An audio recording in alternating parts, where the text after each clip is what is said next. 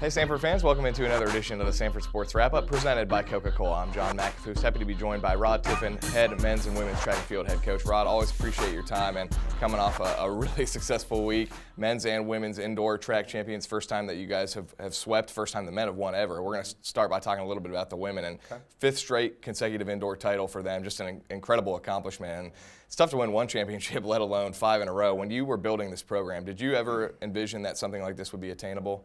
John, you go out in your mind and you picture yourself winning every time you go out there. But for the girls to be able to maintain the stability of the program that we've had through the seniors leaving and all that, it's been so fun to see it happen. It's just been like the next group just takes it over and just says, hey, we're not going to be the group to lose. And it's just I told the girls the other day, I said at some point in time, this streak will come to an end, as all streaks do, but it's not going to be today. And we just decided that was what we're going to get done. And on the other side, it's got to be just as sweet for you, for the men's side, the first time that they've ever won an indoor title.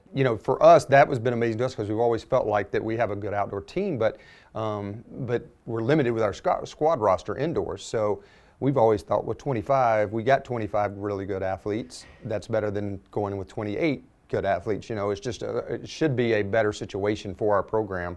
But yeah, it's just been elusive to us, and so it was really special for these seniors and for those guys to be able to go out with a victory and just do some things that we've never done before. The Western's kind of been in control of the men's side for the last couple of years. Do you guys kind of like going in that underdog role a little bit? No, not really.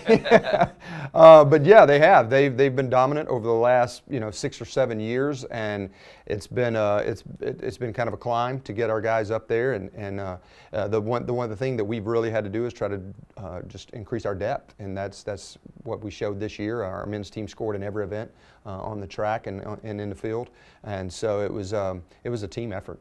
You guys had 3 of the 4 most outstanding athletes: Matt Cahoon, Maggie Johnston, Emmanuel Tate. Those are all upperclassmen. Talk a little bit about those 3 and all of the upperclassmen, the juniors and seniors, and what they've meant to this program. Yeah, every year is tough, to see those people leave and rotate through. It's always really tough for us. So every year we sit and we say, I don't know how we're going to get back. I don't know what we're going to do. I don't, how can we lose these great seniors?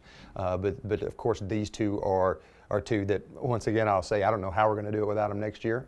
Those 2 are team leaders as well as big point getters for us. So that's the kind of the double whammy that hits you hard, and it's going to be fun dealing with being able to work with them for one more season and try to get every bit of information we can get out of them before they leave to know how the young people can carry on the torch.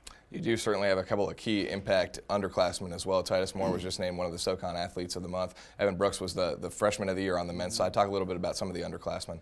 Yeah, those guys, and like I said, I think they've learned from their upperclassmen, and they've learned that this is what's expected, this is what we do, and it's been great. Evan was able to go out there, and he set a school record in the 200. I was talking to Emmanuel Tate about it the other day, and he's like, I wish he'd have just waited one more year, because of course he took Tate's record, but that's what they say. Records are meant to be broken, and I know that Emmanuel's fine with it, and he's mentored Evan and helped him get to be the athlete that he is. So and Titus just keeps getting better and better every week, and that's the fun thing when you have an athlete like that's already at the national class level and just continues to get better and better every week, and he's so driven. So it's just good to see that.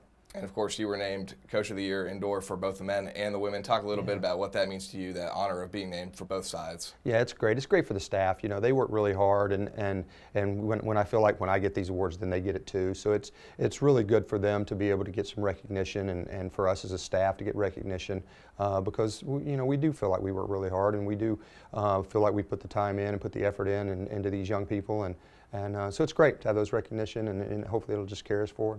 How much time do you get to actually enjoy this before you turn your attention straight to I think outdoor? we had a day, so yeah, it was good. I told them on the bus ride home they could celebrate and they could do what they wanted to do, but come the next day when we had practice, we said, hey, it means nothing now, so we'll get back in the grind. And before we let you go, just give us a little preview of the outdoor season. You guys start on March 20th in South Alabama. We do. We have a nice little schedule this year. We do start at South Alabama and go to several nice meets. The athletes are really excited about what we're going to do outdoors. as far as our meets go. So I'm looking really forward to it. We're going to a couple of meets that we haven't been to before, and so it's going to be challenging for us. Rod, appreciate your time. Congrats on a great indoor season, and looking forward to outdoor. Appreciate it. Thank you. Track and field head coach Rod Tiffin. I'm John McAfoose, and that'll do it for this edition of the Samford Sports Wrap-Up presented by Coca-Cola.